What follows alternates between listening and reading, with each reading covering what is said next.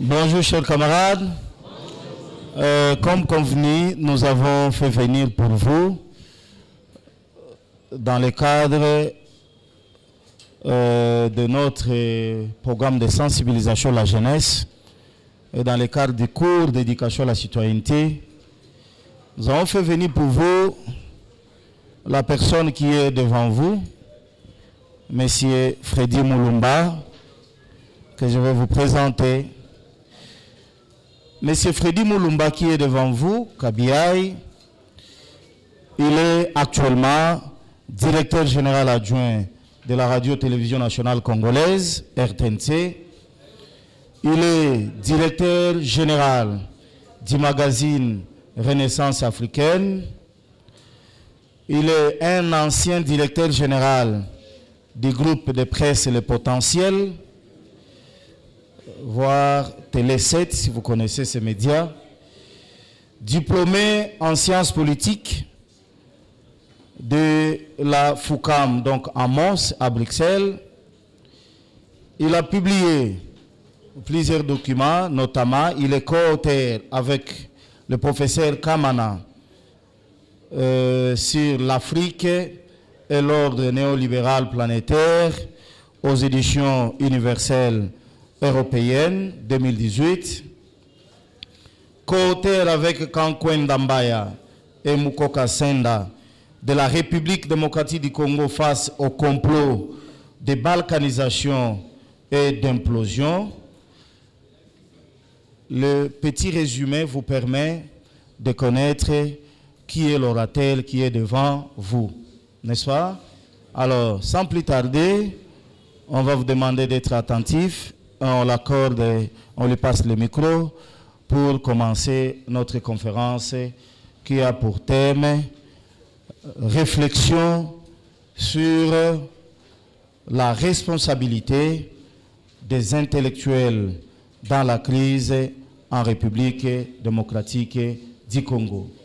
Ainsi dit, nous passons la parole au DG Freddy Mulumba. Merci beaucoup, prof. Je suis très touché. D'abord, c'est vous remercier du fait que vous êtes nombreux ici. C'est rare de voir la jeunesse congolaise s'intéresser à la réflexion. Généralement, c'est quand j'ai bien piano, son et puis papi kou. Fali Poupa. Quand ils chantent, c'est plein. Mais je suis très content que vous commencez à vous intéresser à l'intelligence, parce que c'est vous qui allez gérer ce pays demain. Donc vous devez vous préparer, et comme nous entrons dans un monde très complexe, dans des grandes limitations, il faudrait que vous soyez capable d'affronter n'importe qui, dans quelles conditions. Et pour cela, il faut vous armer. Il faut vous armer de la science. Essayez d'apprendre, connaître les fins fonds des problèmes, rester lucide et rigoureux. Parce que si aujourd'hui, on n'investit pas dans la jeunesse, il n'y a pas d'avenir. Aujourd'hui, quand moi je vous parle, je suis passé par l'école comme vous. J'étais formé. Aujourd'hui, je parle parce que j'ai une expérience, j'ai une compétence. Tout passe par l'école. Ce n'est pas dans la rue, ce n'est pas à la cité. Donc, l'école, l'université est très importante. Voilà pourquoi je suis très content de vous parler ce matin. J'ai écrit ces petits livres, ça fait 12 ans. J'étais au Potentiel, directeur général. Durant le Potentiel, et Télé 7. C'est un privé. Il y a le professeur Tchonzembiye, que vous ne connaissez pas parce qu'il a vieilli, donc il est de l'Équine, qui avait publié un article en 1998 dans le Potentiel, se plaignant des conditions dans lesquelles les professeurs d'université se trouvent. Il y en a beaucoup qui sont morts faute de soins médicaux. Alors qu'à côté, il y a l'hôpital universitaire, incapable de se faire soigner, avec des salaires de misère. Et je me suis posé une question, comment dans un pays où on parle souvent du développement, où on parle toujours de l'émergence et on ignore l'université, on ignore la science. Or, dans d'autres pays tels que la Chine, l'Inde, l'Allemagne, l'Amérique, c'est grâce à la science, c'est grâce aux universités que ces pays se sont développés, sont devenus puissants. Une question. Pourquoi chez nous, on néglige la science et les intellectuels? Autre élément, après mes études en Europe, quand je suis rentré ici, j'ai vu que les pays étaient trop riches, mais une population pauvre. Qu'est-ce qui se passe? Généralement, on vous dit qu'il n'y a pas de démocratie, il n'y a pas de droit de l'homme. Nous, en sciences politiques, on a appris qu'il faut se méfier des évidences. Je suis parti au-delà. Qu'est-ce qui s'est passé? Et j'ai fait appel à l'histoire pour comprendre comment les élites intellectuelles ont été formées. Quel était le contenu de l'enseignement, donc de la formation? Ils avaient quel objectif? Et je suis arrivé à une conclusion, que nos universitaires, nous tous, quand nous passons par l'école, c'est pour deux choses. Nous travaillons pour les intérêts étrangers. Deuxième chose, nous travaillons pour nous-mêmes. Donc, on ne travaille pas pour le peuple. Donc, c'est ça que l'école occidentale a apporté en Afrique et au Congo, en formatant ce que je n'ai pas appelé des capitas. Or, dans nos villages, je dis dans nos villages, donc la culture africaine, quand vous êtes élite, vous êtes chef, on ne peut pas manger seul. Quelquefois, on se prive à manger pour donner au peuple. Comment expliquer que nous qui sommes entrés à l'école occidentale, nous sommes incapables de nourrir notre peuple? Donc il y a ce formatage colonial qu'on nous a fait croire que nous devons travailler pour l'Occident, les multinationales, pour nous-mêmes avec nos familles et non pour le peuple. Voilà pourquoi le Congo est pauvre. Ce n'est pas les discours qu'on vous raconte, démocratie, bonne gouvernance. C'est faux. Et archi faux. Donc, ça c'est la première chose. Deuxième chose, j'ai fait beaucoup de voyages ailleurs, en Chine. J'ai constaté une chose. Quand vous partez en Chine, tout est positif. Les mariages, tout est... Donc, je dirais un peu, il y a toujours l'espoir. Fête de progrès, fête de mariage, fête de naissance, fête. Mais tu regardes dans leur culture, il n'y a pas beaucoup plus de ce qui est négatif. Mais quand nous venons chez nous, c'est ça que j'ai trouvé, il y a un problème. Donc, une dimension mystique et spirituelle, malgré les églises qui sont ici. Vous allez voir entre nous ici, vous êtes des étudiants. Quand quelqu'un, un étudiant, échoue au cours ou à l'examen, son collègue est content. Hein? Et moi, je vous donne un exemple. J'étais à l'université, à la faculté catholique de Mons. Je venais d'arriver. J'ai un cousin qui était arrivé une année avant moi. Généralement en Europe, en Belgique, on vous donne des questions-réponses. On m'a donné... j'ai demandé à mon cousin, est-ce que tu as moyen, comme toi tu es venu avant, de me donner les questions-réponses? Il m'a refusé, il ne m'a pas donné. J'ai appelé une dame blanche, une petite fille, parce que nous on était plus âgés. J'ai posé la question, automatiquement il m'a remis ça. Et j'ai compris que notre problème est culturel. On a une culture de sorcier. Vous savez, un sorcier ou bien un féticheur ne mange que celui qui est intelligent et celui qui est puissant. Jamais un sorcier bouffe un pauvre ou bien un fou. Ça signifie que nous, malgré les études que nous avons faites, malgré la science, on n'a pas connu ce qu'on peut appeler la révolution spirituelle. Ça signifie quoi? Pour ceux qui prient, qui croient, quand vous lisez la Bible, tout comme le Coran, il y a l'élément amour qui apparaît. Donc quand quelqu'un souffre, tu montres la compassion. Tu montres. Mais c'est le contraire. Voilà, il y a une dimension intellectuelle. On a été formé par l'Occident, par la colonisation, pour servir les autres et servir nous-mêmes. Mais on a notre art culturel, où on n'a pas encore connu la révolution mystique ou bien de vision culturelle, pardon, religieuse ou bien spirituelle. Voilà nos difficultés. Donc, en écrivant ce petit livre, c'était beaucoup plus pour qu'on fasse un débat.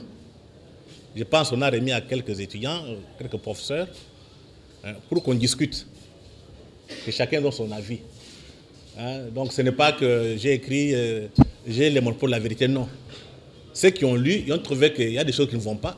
Vous avez le devoir de parler, de dire, monsieur, ils ne sont pas d'accord avec ça. Comme ça, on engage une discussion et on vous prépare parce que les autres peuples, les autres races se préparent. Les universités sont meilleures, ce qui n'est pas le cas chez nous. Donc on engage ces débats, je pense qu'on va les mettre à la télévision et sur YouTube, pour qu'on donne aussi l'image que dans ces pays, il y a des hommes. Ce n'est pas normal. Quand vous voyagez à l'extérieur, le Congo est absent. Et généralement, ceux qui partent en mission sont des médiocres. Et ceux qui sont meilleurs sont abandonnés. Généralement, on dit non, les Congolais aiment les femmes, la bière et la musique. Ce qui n'est pas toujours vrai. Nous sommes le seul pays, peut-être que vous n'avez pas assez d'informations, où on publie beaucoup. Allez chez l'Harmattan. On reconnaît un peuple par sa culture. La culture, c'est l'écriture, les romans, les théâtres, la musique. C'est un peuple. Un peuple, ce n'est pas l'argent. Et quelquefois, quand on vient vous dire, on vient vous parler du Rwanda ici, en disant, vous voyez les Rwandais, et je vois tous les Congolais se fâcher. Non, nous sommes un grand peuple. Parce que nous avons une culture. Vous partez au Rwanda, il n'y a ni intellectuel, ni journaliste. Qui connaît un intellectuel rwandais ici? Le nom d'un intellectuel rwandais, qui connaît? Un journaliste. Et qui a lu Kagame, il est politique, c'est un politicien militaire. Ah oui. Donc vous voyez un peu, Kagame a tué le Rwanda. Parce qu'après lui, c'est le déluge. Tout ce qu'on raconte à la télévision, Kagame, c'est du mensonge. Et quand les Blancs commencent à vous féliciter, il faut vous rendre compte que vous avez trahi l'Afrique. Donc, il faut avoir fier de vous. Vous avez un grand pays, de grands hommes, de grands intellectuels, et qui sont reconnus sur le plan international. Vous connaissez Mudimbe? Vous connaissez Mudimbe?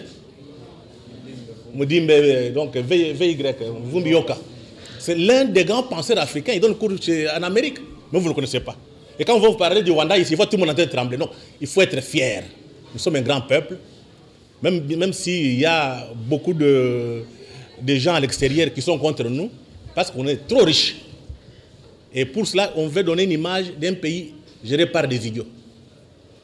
Ah, vous voyez, ils sont comme ça. Et généralement, il y a un complot.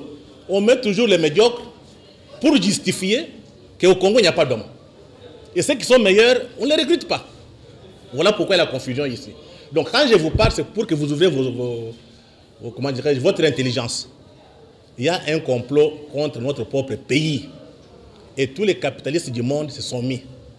Donc il faut que les intellectuels, bientôt vous allez terminer les études, vous serez aussi des intellectuels, il faut que les intellectuels prennent conscience de s'organiser.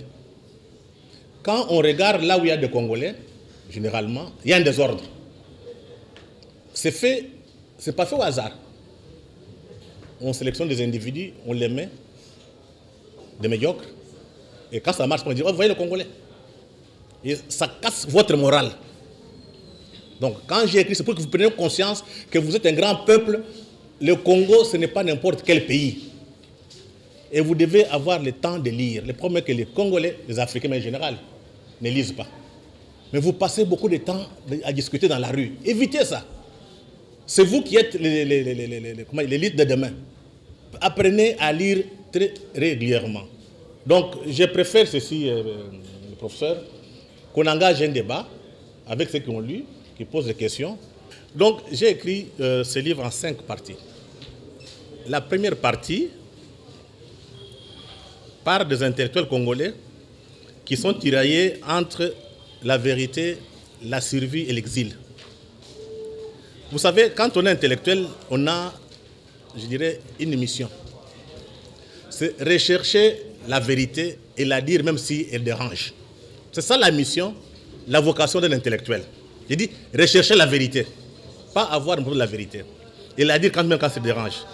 Maintenant, l'intellectuel congolais est devant un dilemme. Quand vous recherchez la vérité, vous la dites, vous dérangez les politiciens, vous dérangez les intérêts. Comme nous sommes dans un pays, je dirais, sous-développé, où vous avez des pouvoirs autoritaires et des multinationales qui nous contrôlent, qu'est-ce qui se passe? L'intellectuel, soit il se laisse corrompre, il change de discours, parce qu'il doit vivre. Il a des enfants qui doivent vivre, qui doivent aller à l'école. Il a des maisons, des loyers à payer. Soit il fait l'exil, il part en exil. C'est comme ça que vous avez vu beaucoup de penseurs congolais ont fui du temps de Mobutu parce qu'ils n'ont pas voulu travailler avec Mobutu parce que Mobutu imposait le Mobutisme. Parmi lesquels vous avez deux grands, il y a Mudimbe et Ngal. Ngal est à Paris, Mudimbe est en Amérique. Mais quand on parle de l'exil, ce n'est pas seulement aller à l'étranger. On peut être à l'exil sur le territoire congolais. Par exemple, beaucoup de professeurs se sont convertis en pasteurs ou bien sont commencé à prier parce qu'ils sont devant un dilemme. En disant la vérité, ils seront dérangés. Que faire? Se réfugier dans la religion. D'autres sont devenus, je dirais, un peu quel nom encore il faut donner? Ils se sont réfugiés dans l'alcool. Après le cours, qu'est-ce qu'il fait? Il va boire pour diluer les soucis. C'est aussi un exil. Il n'est pas sur place, il n'est pas à l'étranger, mais il est ici. Et ces exils empêchent à notre société d'avoir déjà capable de travailler pour le pays. Oui, je disais dans la première partie, j'ai parlé des intellectuels congolais entre vérité, survie et exil. Mais pour arriver à résoudre cette question, vous avez la conclusion, ou bien une piste de sortie. C'est intitulé « La reconquête de l'autonomie intellectuelle comme une exigence ». Je prends un exemple.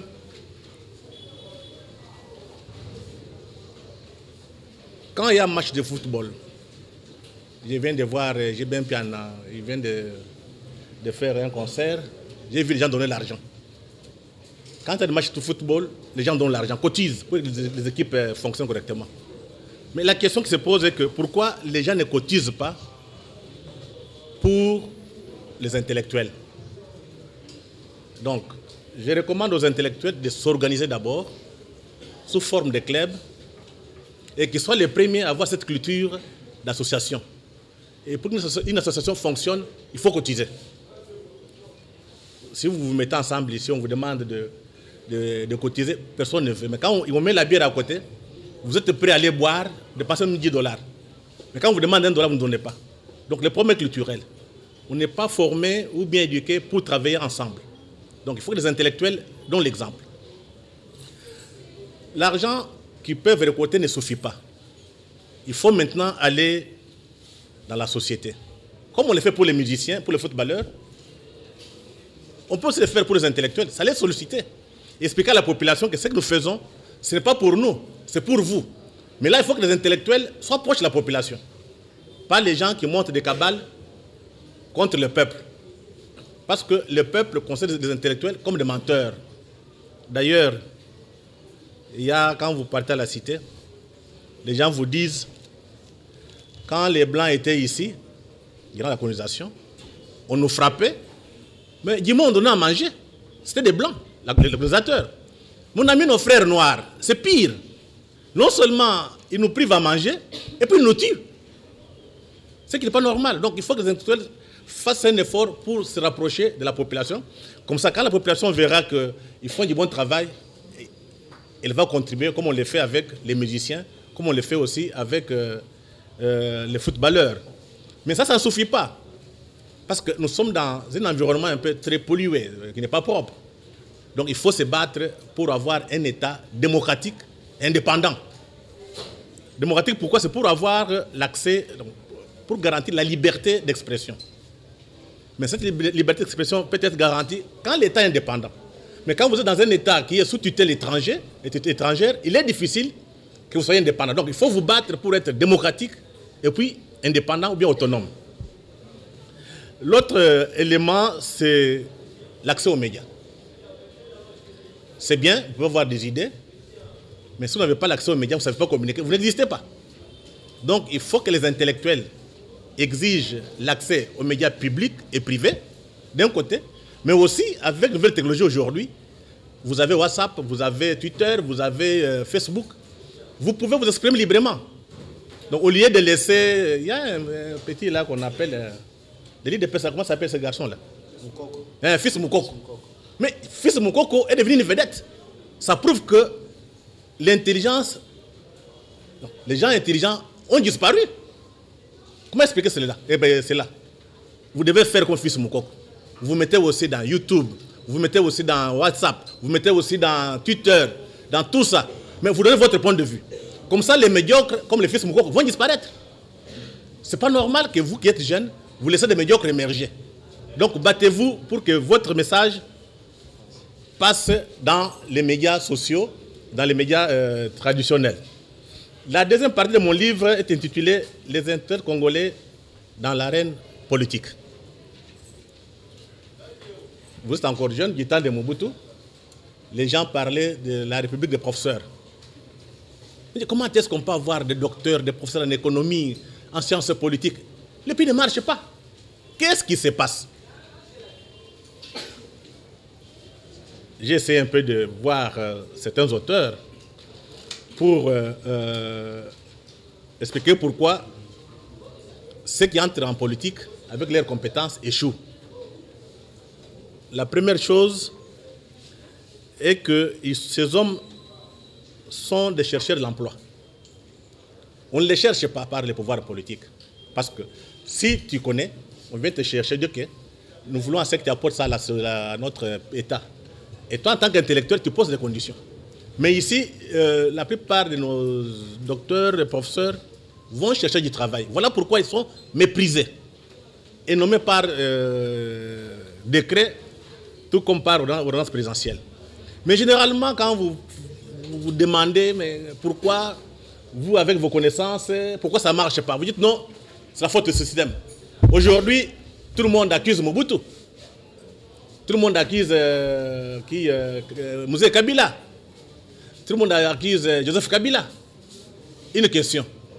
Tous ces gens qui ont travaillé avec Kabila, Kabila père, Kabila fils et Mobutu, pourquoi ils n'ont pas démissionné quand ça ne marchait pas? Donc c'est pour faire un débat, démontrer que quand un acteur entre dans un système, il fait, ça c'est la sociologie, il fait les calculs de coûts et de bénéfices. S'il trouve qu'il gagne plus qu'il perd, il reste. Donc s'il trouve qu'il perd, il se retire. Donc tenir le discours en disant que Kabila est responsable, Mobutu est responsable, Mouzé est responsable, ça ne tient plus debout. Parce qu'on était capable de dire comme les Moudimbe, bien qu'ils sont partis en exil, de dire non. Parce que quand on appelle les intellectuels en politique, c'est pour apporter leur science. Mais généralement, quand nos politiciens, nos intellectuels entrent en politique, c'est pour s'enrichir, un, et de deux, flatter les dirigeants politiques. Vous les voyez à la télévision. Des professeurs d'université, au lieu de se taire, ils disent n'importe quoi. Voilà pourquoi ils sont un peu disqualifiés. C'est comme ça que moi j'ai dit, il faut qu'ils entrent en politique par la grande porte. Mais le problème aussi par la grande porte, c'est là où le peuple a un mot à dire. Dernièrement, il y a eu beaucoup de professeurs d'université qui étaient candidats. Combien ont été élus? D'ailleurs, on me faisait rire à l'UNIKIN, un prof est parti vers Banzalemba faire sa campagne, candidat député. Maintenant, une maman vendeuse qui dit, mais papa, yo kuna okokite. Nous connaissons des ordres. Mais tant qu'on est en politique, on s'en dégaine. Vous voyez un peu la perception de la population. Maman n'a pas fait l'université, mais elle a au moins le bon sens. Donc il faudrait que ceux qui entrent en politique entrent par de grandes portes avec des ambitions et des convictions. On ne fait pas la politique pour manger. On fait la politique pour laisser un nom dans l'histoire. Ceux qui viendront après nous, ils vont vous dire telle personne, c'est un grand ou bien c'est un petit. Je vous prends l'exemple de Lumumba. Lumumba n'a fait que, je pense, 3 mois. Hein? 3 mois au pouvoir. Lumumba a marqué les esprits. L'autre exemple, c'est l'exemple de Mouzé. Mouzé a fait combien? 3 ans. Il a marqué l'histoire. Et nous allons voir avec Joseph Kabila, qu'est-ce qu'il a fait, et l'histoire va les juger. Mais déjà, à mon point de vue, Kabila Joseph a marqué l'histoire. Peut-être beaucoup de gens sont dans les sentiments. Prenez une hypothèse contraire. Le président Kabila, qui avait l'armée, qui avait les services de renseignement, qui avait tout, décide d'imposer M. Shadari. On serait où? Donc, ça, je parle de l'hypothèse contraire. On serait où? Ce serait la Somalie. Donc, le pays allait disparaître. Donc, c'est comme ça qu'on laisse les historiens faire leur travail. Maintenant, il y a des gens qui sont contre lui et des flatteurs. C'est l'histoire qui viendra rétablir la vérité. Mais à mon point de vue, l'histoire reconnaîtra que c'est la première fois qu'on a eu une transition et qu'on ait les deux chefs d'État, anciens et nouveaux, en vie, et tous au Congo. C'était exceptionnel. Mais c'est les historiens qui vont faire leur travail. Et la dernière... non, c'est encore la deuxième partie. Parce qu'il y a un débat ici entre qui est intellectuel, qui ne l'est pas. Je pense que vous aurez à lire ces documents. La confusion totale. Vous voyez un professeur écrire député tel, non, député tel, professeur, docteur, PhD. Il signe. C'est une confusion. Parce que le rôle d'un intellectuel, c'est de dire la vérité. Et la vérité, la recherche de la vérité a ses principes et ses règles. Et le rôle d'un homme politique, ce n'est pas de dire la vérité. C'est de donner... Non, répondre aux attentes de la population. Donner à manger au peuple. Donner la liberté au peuple. Donc ce sont des processus très différents. Donc on ne peut pas faire là à la fois. En politique, on ne cherche pas la vérité. En politique, on cherche ce qui est faisable. On cherche le moindre mal. Mais en matière de science, ou bien c'est vrai, ou bien c'est faux. On ne discute pas. Mais généralement, chez nous, cette confusion est entretenue par les intellectuels qui entrent en politique pour effrayer les petits peuples, montrer qu'ils connaissent. C'est une attitude qu'on a héritée de la colonisation. Ceux qui connaissent l'histoire, il y avait des évolués. Les gens qui avaient déjà acquis les habitudes des Blancs, la civilisation occidentale, ils devraient être traités différemment de barbares. Ça, c'est la deuxième partie. La troisième partie, il s'agit de séminaires dits scientifiques, tremplins politiques ou masques des intérêts étrangers. Je pense que quand vous passez quelquefois devant votre porte ici, il y a banderole, séminaire scientifique sur si c'est droit de l'homme et démocratie, une conférence soutenue par les PNUD, aussi ça et autres, tout comme par le gouvernement aussi. Et j'ai trouvé, selon mon observation, ces séminaires ne sont pas scientifiques. On ne part pas là-bas pour chercher des solutions aux questions, comment dirais-je, aux problèmes qui touchent la société. On part là-bas pour chercher des postes ministériels. Et généralement, après les conférences et les débats, chacun a son dossier, ils arrivent à la présidence, le lendemain ils sont nommés dans des cabinets, conseillers ou bien ministres. Or, quand on parle de conseillers de séminaires scientifiques, c'est là où aujourd'hui on pose des problèmes. Je prends un exemple. Vous avez Victoire. Quand vous partez la place Victoire, à Matongela, vous voyez les désordres qu'il y a. Quand vous partez aussi à Mongafoul, Rond-Point Ngaba, quel est le désordre? Rond-Point Ngaba est à côté de l'université de Kinshasa. Normalement, quand on dit on fait la science, c'est aller étudier ces cas et proposer des solutions pour qu'il n'y ait pas de désordre, ni au Rond-Point Victoire, ni au Rond-Point Ngaba. Mais on ne le fait pas, mais quand les gens se retrouvent ici, c'est reproduire les discours démocratie, bonne gouvernance, genre, lutte contre la pauvreté. Mais tout ça, qui finance? Les ONG internationales, PNUD, les ambassades. Généralement, les gens pensent que ces gens les font parce qu'ils nous aiment. Faux et archi-faux. C'est pour faire passer leur discours. Donc, derrière ces financements, il y a ce que j'appelle l'idéologie néolibérale qui s'impose. Et qu'on veut croire à tout le monde, il faut passer par cette idéologie pour se développer. Je l'ai dit pourquoi. C'est pour que, en comprenant les dessous des cartes de toutes ces manœuvres, que les intellectuels essaient de redorer les blasons scientifique. Ça signifie qu'il faut faire un effort pour refuser en matière de sciences, en matière de séminaires, la tutelle des ONG étrangères, même des ambassades, et la tutelle des pouvoirs politiques. Là, ça n'est pas scientifique. Quand on dit pouvoir politique du gouvernement. Mais ça n'empêche pas que les gouvernements travaillent avec les intellectuels. On peut les utiliser comme experts. Mais quand on dit expert, ce n'est pas pour aller monter des coups contre la société, c'est pour proposer des solutions. Ce qui n'est pas généralement le cas parce que après ces séminaires, tout le monde est nommé ministre, mais généralement aussi l'Occident a compris comme aujourd'hui pour faire de recherche ou bien pour avoir des informations ou bien des renseignements. Ça coûte trop cher. On fait comment? On sous-traite. On peut vous demander, on demande à une ONG congolaise, étudier les cas de ce qui se passe en Ituri ou bien en Béni. Ce qu'ils vous demandent, ce n'est pas le gouvernement congolais. C'est une institution internationale. Ils demandent pourquoi. Parce que comme ils n'ont pas d'agent de ces renseignements sur le terrain, ils préfèrent sous-traiter à travers les Congolais. Et nous, généralement, on n'est pas conscients. Parce que tous les résultats que vous allez donner, toutes les informations que vous allez donner, c'est pour leurs services de renseignement, ce n'est pas pour les garder dans les bibliothèques, même pas pour les envoyer à l'université. C'est pour les services de renseignement. Et généralement, les ambassades de finances, on ne les fait pas pour vous. Donc il faut qu'on soit très, très prudent. Quatrième, hein? Oh, ça c'est troisième.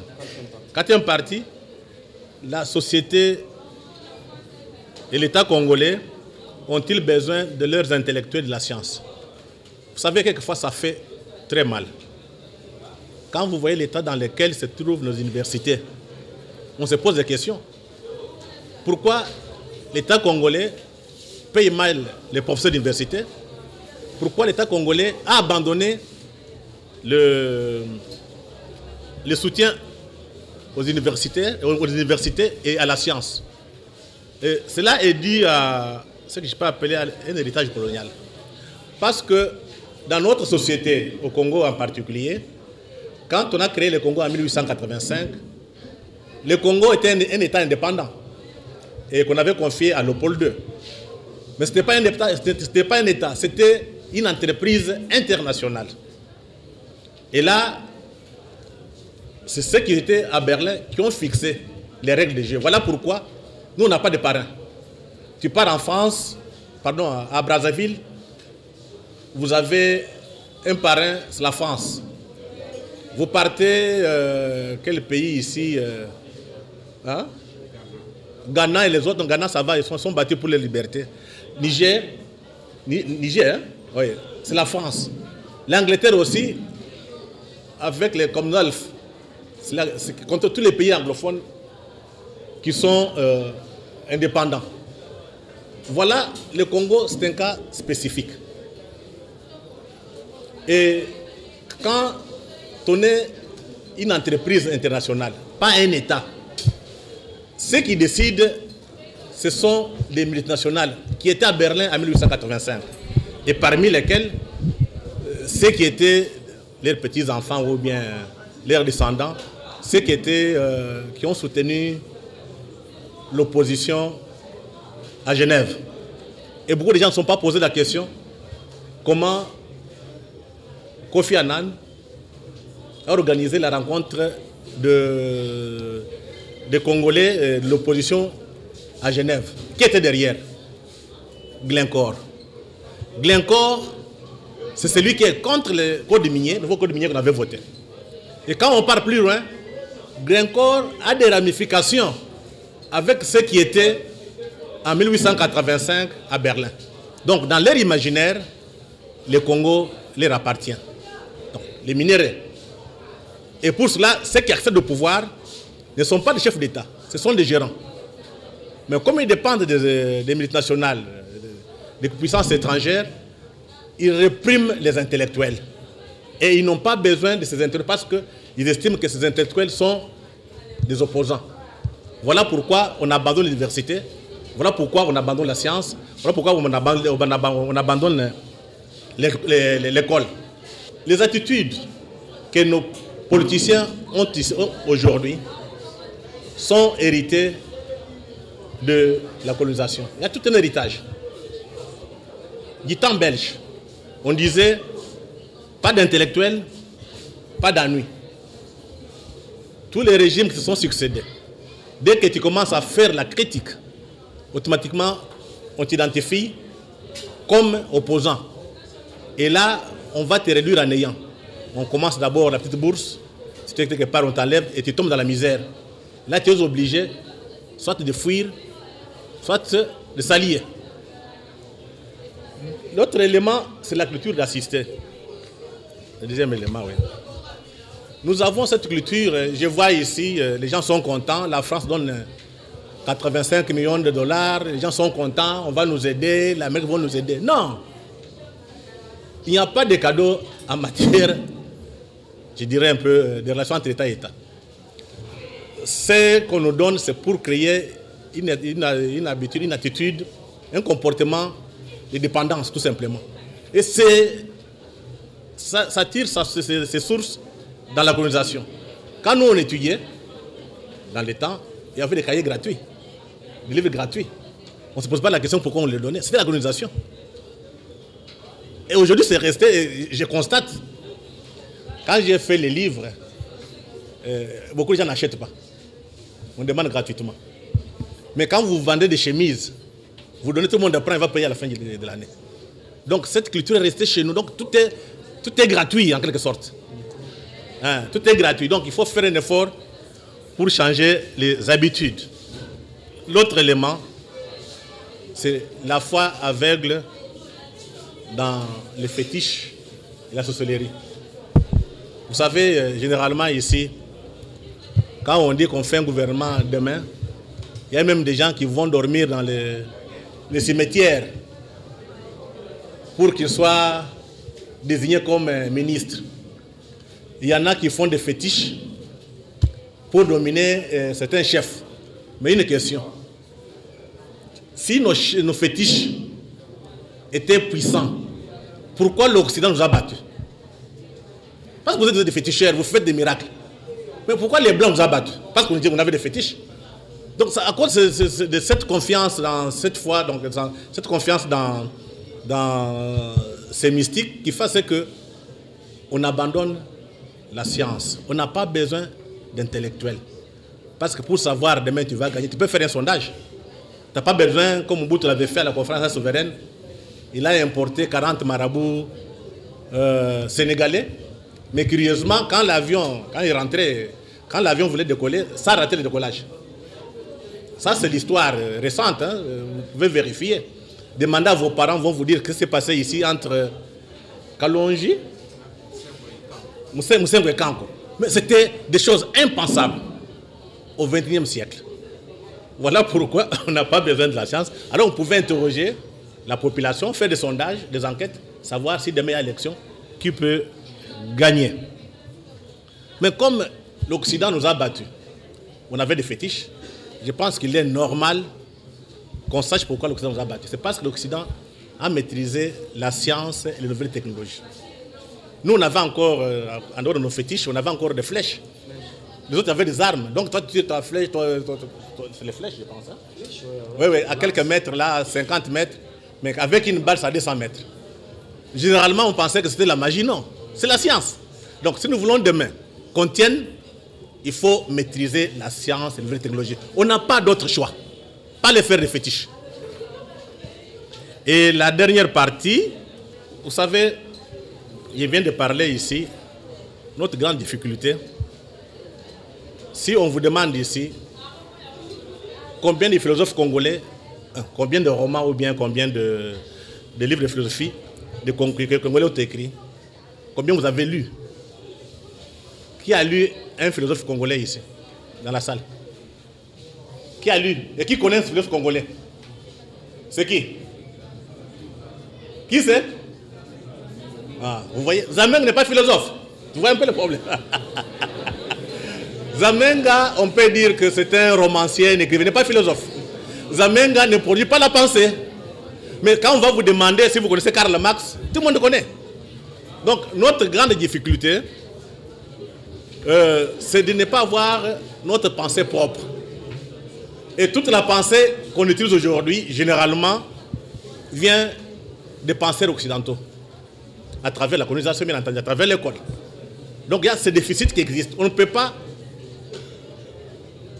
penser, on ne peut pas construire une société avec les pensées ou bien la philosophie des autres. Nous réfléchissons, nous vivons par procuration. Donc il faudrait faire par tous les moyens pour arriver à avoir nos propres philosophes. Il y en a déjà. Vous avez Ngonda Binda, qui n'est pas loin, il est ici. Vous avez Kamana. Moudimbe, il est philosophe, mais il est devenu beaucoup plus essayiste. Il y en a beaucoup. Vous pouvez même aussi connaître nos romanciers comme Charles Nyungu Simba. Donc prenez le temps de lire nos propres penseurs, nos propres philosophes. Ce n'est pas de votre faute, c'est l'école. Parce que tout ça prend par l'école. Mais quand à l'école, on vous impose des penseurs étrangers, vous allez faire comment? Donc, il faudrait, ce que je peux dire, une réforme de l'éducation jusqu'à l'université. Donc, actuellement, ce qu'on produit comme élite, généralement, ce ne sont pas nos élites. Si c'était nos élites, ils pouvaient résoudre toutes les questions qu'on a dans la société. Ils pouvaient produire une pensée, essayer un peu de donner des orientations à la population. Malheureusement, ce sont les autres qui viennent avec leurs penseurs, qui viennent avec les idées, qui nous imposent. L'autre grande difficulté, c'est la spiritualité. Vous savez, il y a un Camerounais qui a écrit un ouvrage sur les sectes au Cameroun. Il s'est posé une question. Comment les élites camerounaises, ils sont francs-maçons, ils sont rose-chrétiens, ils sont des féticheurs. Donc, ils font des fétiches. Comment ces gens ne parviennent pas à améliorer le bien-être de leur population? Alors que les pays, prenons l'Amérique, la France, surtout l'Amérique a été construite grâce aux francs-maçons. La plupart des chefs d'État sont maçons. Mais chez eux, ils construisent de grands bâtiments. Ils rendent leur peuple libre. Comment chez nous, ceux qui sont francs-maçons et rose-chrétiens ne font rien? Ce sont des questions de fond. Ça, ce sont des questions mystiques qui demandent d'aller au-delà. Parce qu'on ne peut pas comprendre. La franc-maçonnerie, on vous dit, c'est la liberté. Même les roses-croix, paraît-il, la rose-croix, on demande aux gens de ne pas faire du mal à autrui. Comment toi, tu es au pouvoir, tu fais du mal? Donc, tu n'es pas rose-chrétien. Donc, il y a un problème quelque part. Et là, Mabika Kalanda, qu'on connaît très mal, qui avait écrit la remise en question, Mabika, avec d'autres Congolais, ont inventé ce qu'on appelle Tchakani. Tchakani signifie équilibre. Tchakani signifie équilibre. Donc, c'est une dimension mystique. Il est difficile qu'on vous explique ça. Parce que généralement, ce sont des initiés qui peuvent vous expliquer. Et Mabika va poser la question dans ses recherches. Il demande aux sorciers, hein, ce qu'on appelle chez nous les bakolés, les initiés. Il dit, mais comment vous, de l'autre côté, vous faites des merveilles, donc la nuit, quoi. Quand on est sorcier, de l'autre côté, on fait du bien. Mais comment, quand vous sortez, vous faites du mal. Et l'initié, le Moukole, lui dit non, c'est parce qu'on n'a pas encore eu un Moukole plus puissant que nous qui peut nous mettre en ordre. Moi, j'interprète, c'est parce qu'on n'a pas encore connu une révolution spirituelle. Et quand vous connaissez une révolution spirituelle, le bien prend le dessus sur le mal et l'amour apparaît. Donc, notre grande difficulté, c'est qu'on n'a pas encore fait la révolution spirituelle. Même ceux qui ont embrassé le christianisme et l'islam n'ont pas changé. Donc, on a encore des tard. Ça, on laissera aux théologiens de faire leur travail. Que faire? Relever la pensée et la spiritualité. Ce sont des travaux. Pour la pensée, c'est facile. On n'a qu'à imposer à l'école, à l'université, les penseurs congolais, ceux qui écrivent. Vous voulez apprendre Karl Marx, vous devez apprendre hein, les Mudimbe, les Ngales et les autres, qui pensent le Congo. C'est le plan spirituel, là, on est libre. Parce que la foi, on n'impose pas. Quand quelqu'un trouve un compte, il peut y aller. Mais, de préférence, il nous faut aussi, pas notre religion, il nous faut nos mystiques à nous, qui vont donner confiance aux Congolais et la fierté. Parce que quand vous regardez un noir, africain de manière générale, il est très faible. Un musulman, il a appris, donc les Arabes, qu'il ne peut pas accepter une nomination. Mais nous, quand nous lisons d'ailleurs nos proverbes là, on prépare les gens à accepter la domination. Et quand tu atteins une dimension mystique élevée, tu es un homme solide. Tu vois, chez nous on dit quand on est initié, tu vois quelqu'un qui tu as 4 yeux, donc tu vois clairement. Donc tu ne peux pas accepter que quelqu'un vienne t'imposer. On a cette faiblesse-là liée à l'absence d'une religion africaine, congolaise, et liée aussi à l'absence de la production de la pensée autochtone, autonome congolaise. En tout cas, je pense que c'est les petits résumés de mon petit livre. Vous aurez vous-même à lire et puis en faire un débat. Donc, c'est un débat que j'ai lancé. Je ne dis pas que j'ai dit la vérité ici. C'est mon point de vue. Je vous remercie.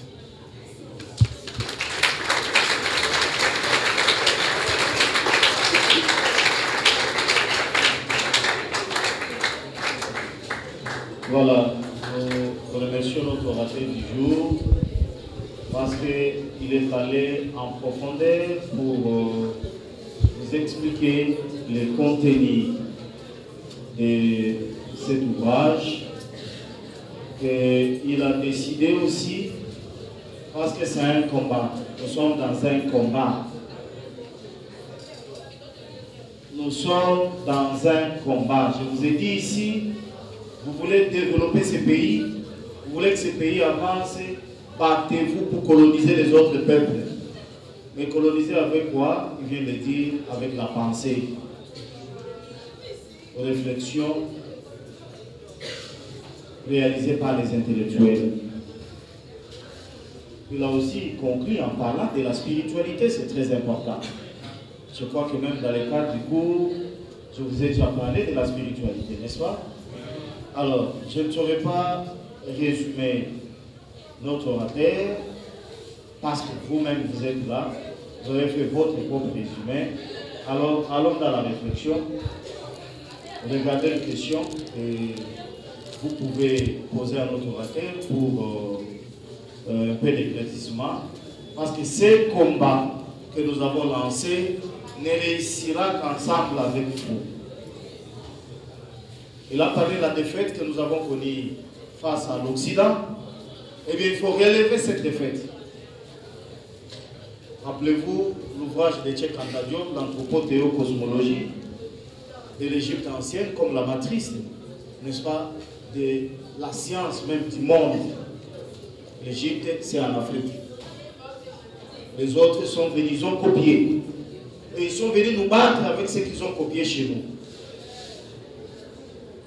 Mais il vous a dit, vous êtes intellectuel, vous étudiez, bientôt vous allez terminer, et je vous ai dit avant qu'il arrive, ne vous sous-estimez pas. Vous avez déjà 18 ans révolus, et ceux qui gouvernent aujourd'hui étaient comme vous il y a quelques mois, quelques années, n'est-ce pas? Alors, nous allons relever ces défis ensemble. Préparez vos questions. Est-ce que les profs ceux qui ont appelé? Oui. Préparez vos questions, mais je vais interroger dans votre côté des profs. Si à votre niveau, il y a une réflexion, question, on peut commencer par les profs au thème, alors. Et puis les profs vont voilà. Permettez que je sois assis pour vous parler. Je remercie l'orateur pour son souci d'apporter une contribution intellectuelle à la société congolaise, congolo-zaïroise, comme on peut aussi l'appeler, pour nous distinguer un peu du Congo d'en face. J'ai parcouru un peu le document, pas de façon très approfondie, mais superficiellement. Et l'élément que j'ai retenu, c'est la médiocrité que l'orateur ou l'auteur constate chez l'intellectuel congolais. Je nuance cette appréhension parce que si vous considérez la production intellectuelle, et vous l'avez reconnu à un moment donné, que nous, en Afrique, nous sommes un grand peuple sur le plan culturel. Seulement, comme on le reconnaît tous, il n'y a pas un appui sérieux dans la production intellectuelle et ça paraît inaperçu. Moi, je suis théologien de formation et je reconnais que déjà au début de l'accession de notre pays à l'indépendance, un grand débat a eu lieu déjà à la faculté de théologie où il était question de dire si la théologie est universelle ou la théologie est inculturée. Les étudiants, dans les travaux comme nous le faisons avec nos étudiants de séminaires, de projets, la génération de l'actuel président du conseil d'administration des universités, Monseigneur Chibangu, encore étudiant, a eu un grand débat avec ses formateurs pour leur dire que nous avons le droit de nous prévaloir d'une théologie africaine. Et le tout est parti de là, d'un débat entre étudiants et professeurs. Mais ça continue toujours dans leur école. Mais dans la société, ça paraît inaperçu, surtout avec le nouveau mouvement chrétiens qui sont sortis actuellement, qui appuient la philosophie occidentale, la théologie occidentale, pour montrer comme si l'Afrique n'a pas sa spiritualité propre. Or, même dans le christianisme, vous l'avez bien souligné, même dans le christianisme, nous devons ressortir notre spiritualité africaine et croire que si Dieu a parlé aux Hébreux, il a parlé aussi, parce que Paul le dit déjà, qu'à maintes reprises et sous plusieurs formes, le Dieu a parlé à l'homme.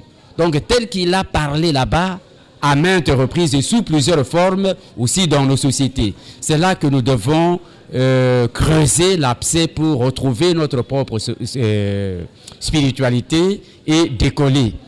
Donc, l'intellectuel congolais n'est pas médiocre comme on nous le fait croire, mais il se retrouve, et vous êtes des sciences sociales, vous reconnaissez bien que le fait social est très contraignant. Quand on ne tient plus compte, alors je recours aux catégories d'Aristote qui indique que parce que dans sa métaphysique, excusez-moi de faire un peu de la philosophie, dans sa métaphysique, il considère que le concept, on le comprend dans le contexte. Et le contexte le plus important du concept, c'est la substance. Donc l'intellectuel doit prendre ce qui est véritablement sa substance, ce qui ne change pas de qualité, de richesse, de partie et consorts, ce sont des accessoires. Mais la vocation de l'intellectuel, de l'élite comme vous le reconnaissez, c'est de travailler pour le peuple.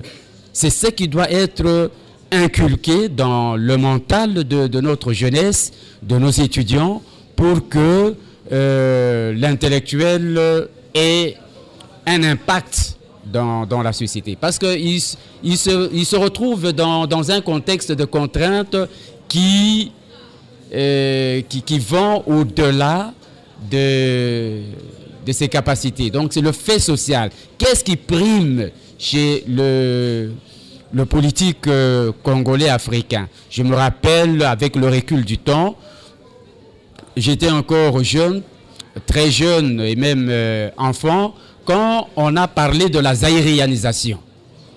Mais on nous a dit que les professeurs d'université, ceux-là que nous appelons médiocres, le pays des professeurs, ont eu le courage de dire au général Mobutu que ce projet est salutaire et que ce n'est pas situé dans le contexte. Il fallait repousser. Ça n'a pas été. Donc, ce n'est pas que l'intellectuel n'émet pas son avis, mais ce sont des contraintes sociopolitiques qui font que la voix de l'intellectuel n'apparaît pas. Oui, prof, vous avez raison. Quand vous parlez de la médiocrité, ce qui est vrai, on reconnaît un bon arbre par ses fruits. Est-ce qu'on peut m'expliquer aujourd'hui que ce pays soit riche, qu'on ait beaucoup de docteurs, de professeurs en économie, et que notre peuple soit pauvre? Ça pose un problème de conscience. On peut avoir des individus, mais c'est quand je passe intellectuel, c'est la masse critique. Ça signifie qu'il faut qu'il y ait des gens. Si on avait plusieurs Ngal, plusieurs Moudimbe, les choses allaient changer. Imaginez-vous, si la plupart des intellectuels à qui Mobutu a demandé le travail ou imposé, s'ils avaient refusé, Mobutu ferait quoi? Il allait reculer. Parce que Mobutu n'a pas fait l'université. Le problème, je pense que le professeur Moudimbe a publié en 1974 un article dans Zaïre Afrique, les intellectuels zaïrois. Il a fait une enquête. Ces intellectuels professeurs étaient mieux payés. Ils voyageaient, donc c'était des petits bourgeois en quelque sorte.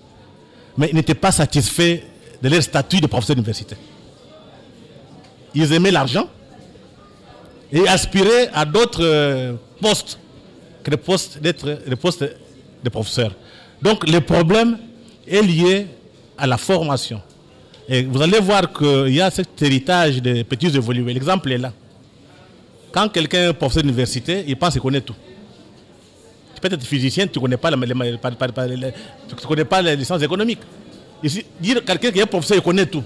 C'est une attitude que les évolués d'antan avaient. Quand ils partent au village, il faut voir comment ils se comportent. Il y en a qui ne veulent même pas toucher la main de leur maman, alors qu'ils sont nés là-bas. Donc il y a un problème. Il y a un problème culturel. Nous sommes des êtres aliénés.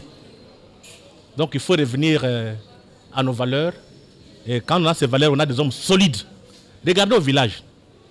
Tu peux trouver quelqu'un pieds nus qui refuse le dictat. Et toi qui es en ville en costume, cravate, docteur, dès qu'on lance un peu d'argent, tu es par terre.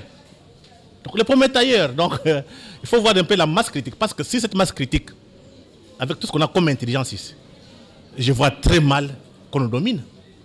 Donc si on nous domine, c'est parce qu'on a échoué. Hein? Donc il faut que les intellectuels prennent conscience.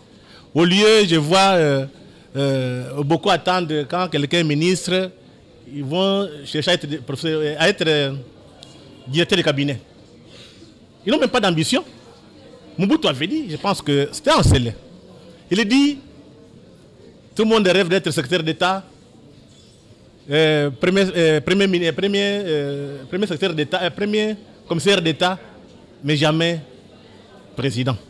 Ça signifie quoi? Nos intellectuels se contentent du peu. C'est comme ça que les autres ont compris. On nous domine. Et quand la médiocrité constitue une masse critique, voilà pourquoi les meilleurs sont réprimés. Est-ce que pour construire un État, pour se développer, est-ce qu'on construit avec des médiocres? Mais regarde notre société. Ce sont des médiocres qui sont partout. Vous voulez voir quoi? Et puis chaque jour, non, émergence, développement. Donc l'intellectuel doit avoir la capacité de décortiquer, de montrer à notre peuple. C'est le peuple qui fait l'histoire, pas les individus. Quand le peuple va comprendre, ça va bouger. Tshisekedi a fait ici, on peut dire 30-40 ans. Mais beaucoup de gens ont oublié. Ni têter les sacrifices Tshisekedi, on ne serait pas où nous sommes.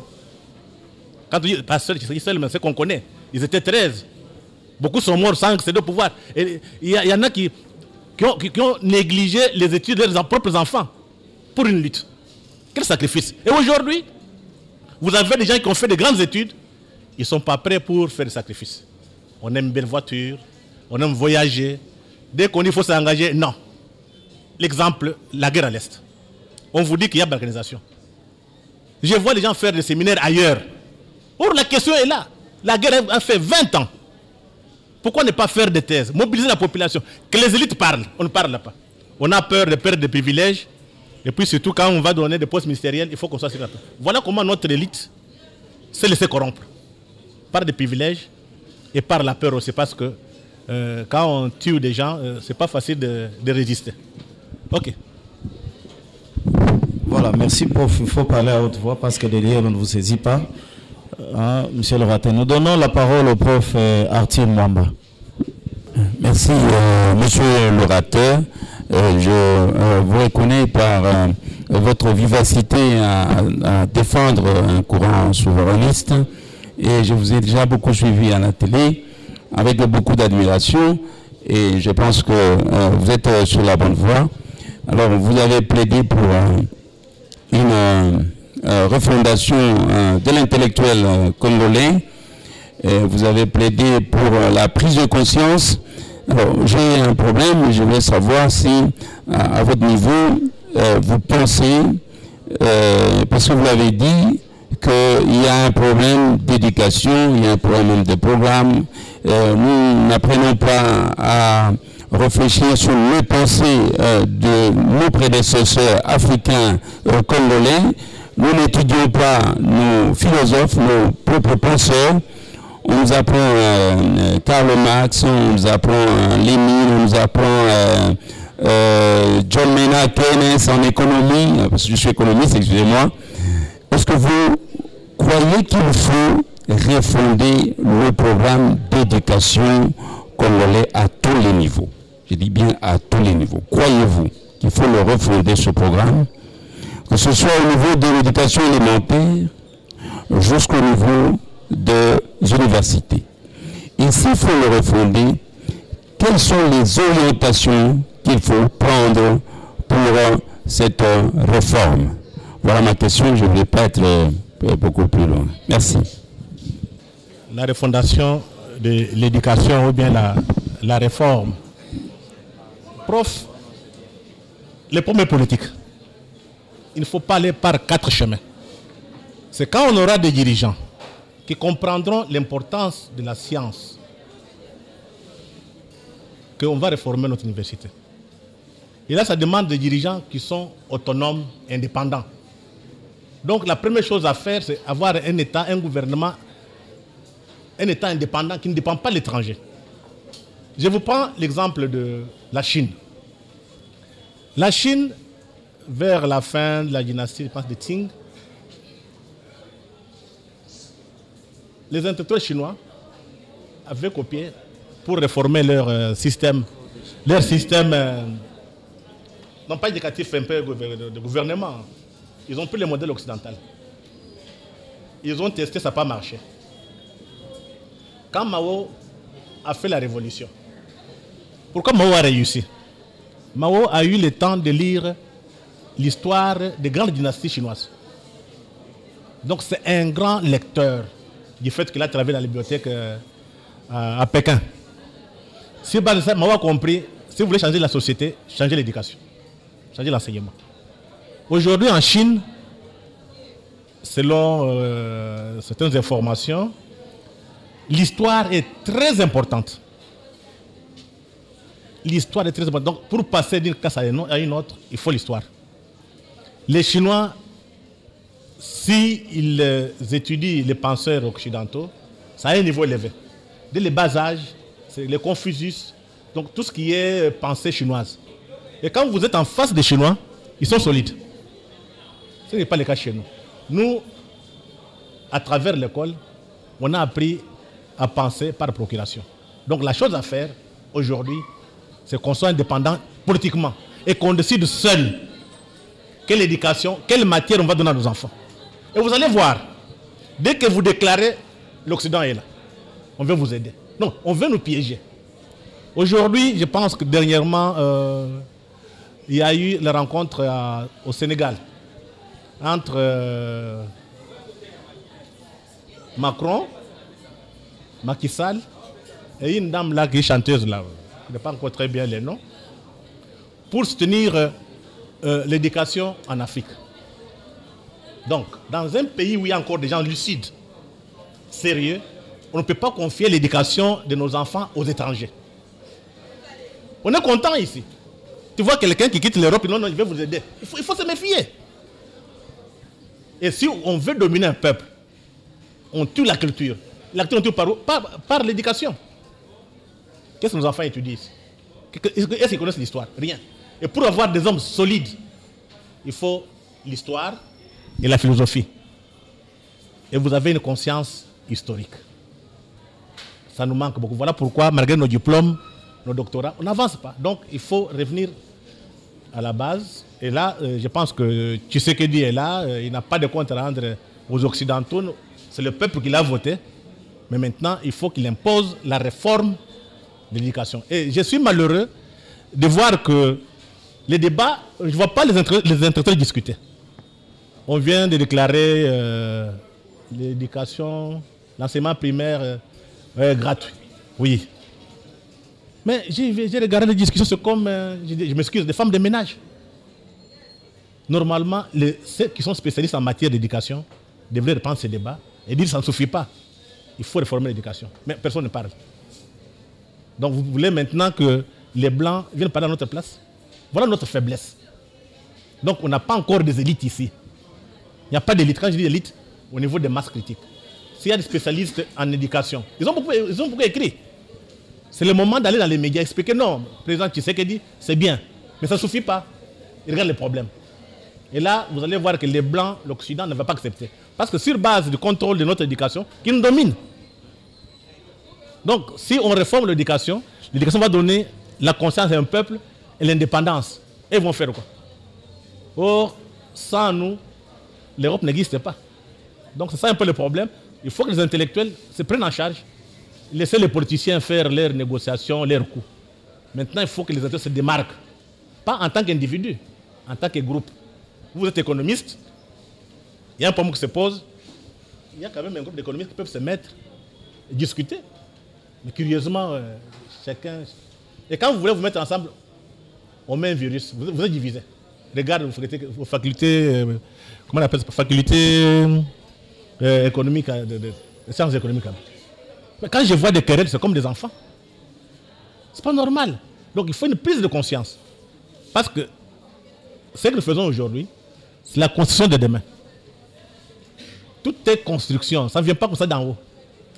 Et comme les Occidentaux sont très malins, ils recrutent certains d'entre nous, on donne des moyens, des voyages, ça n'a pas de soucis. Et tu oublies la société. Voilà pourquoi on est très faible. On ne peut pas faire ça avec les Arabes. Jamais avec les Arabes. Mais avec nous, Noirs, là, dès qu'on donne l'argent, on prend ta famille, on la dépose en Europe, on j'ai réussi. Et surtout quand tu vis bien par rapport aux autres. Donc il faudrait cette conscience qui viendra de l'histoire et de la philosophie pour qu'on ait des hommes solides. Mais il faut qu'on impose aux hommes politiques une vision. Les politiciens n'ont pas le temps de réfléchir. Ils agissent. Et pour mieux agir, il faut qu'il y ait des gens qui donnent des solutions. C'est pour ça que ça fonctionne. Et tu partiras dans tous les pays du monde. Ça, moi, je trouve qu'il y a un problème chez nous. Dans l'entourage de tous les chefs, vous ne trouvez pas de médiocres. Mais chez nous, ce sont des médiocres qui sont dans l'entourage des chefs. Il y a un problème. Normalement, il faut que les intellectuels parlent. On ne construit jamais un pays avec des médiocres. On construit un pays avec des meilleurs. Et malheureusement, chez nous, on laisse faire. Et chacun veut vivre à n'importe quel pays. Donc, c'est à vous, à nous tous, de s'imposer. Imposer par rapport au travail, un travail rigoureux, pas par rapport à des flatteries et surtout aussi par rapport à la tribu. Quand votre frère est au pouvoir, tout le monde est content. Quand il est dans l'opposition, tu deviens opposant. Non. Quand on est homme de science, c'est dire la vérité, orienter le peuple et les hommes politiques pour savoir quelles sont les meilleures solutions à prendre pour que le peuple vive heureux. Il n'y a que ça, sinon on ne peut pas exister. Voilà, merci. Nous prenons la question des étudiants. En commençant par lui, il a levé les doigts. On va prendre une série de 3 questions d'abord. On accorde la parole, vous vous présentez. Et puis on va aller là-bas. On va prendre une dame et on va terminer par... Et puis on revient en arrière. OK? Voilà, on commence par ici. Merci beaucoup pour la parole. Je réponds au nom de Lukumo éclaireur, étudiant en P1A. Ma question est celle-ci.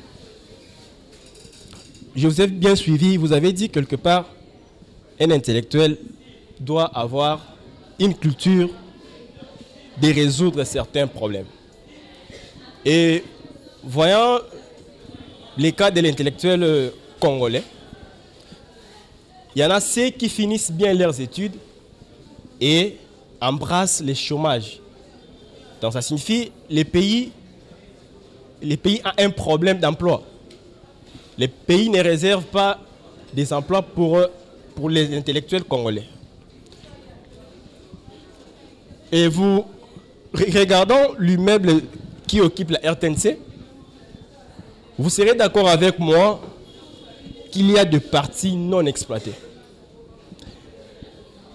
Et vous, étant intellectuel qui avez déjà une culture de résoudre certains problèmes et qui fait partie de l'équipe dirigeante de cette société, remarquant tout cela, ma question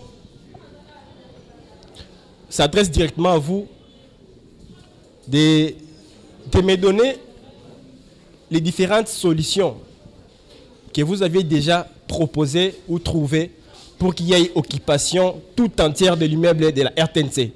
Parce que l'occupation de cet immeuble pourra aussi résoudre même à 0,5% le chômage de l'intellectuel congolais.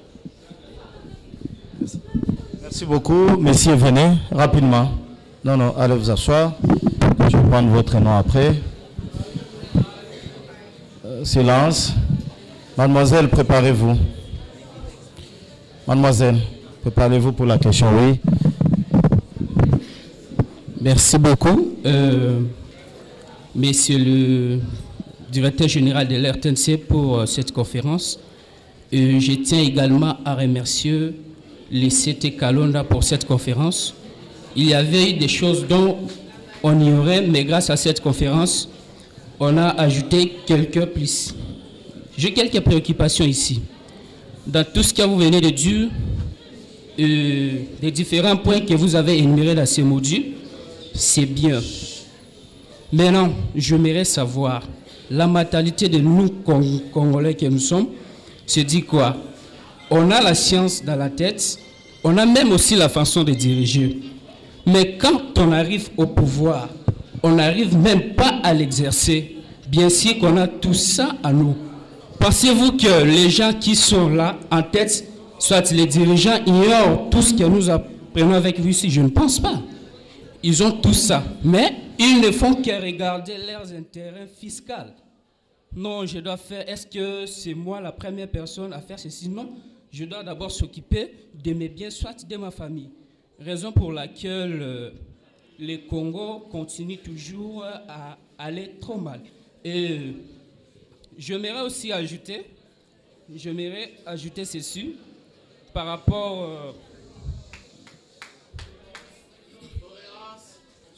à la spiritualité.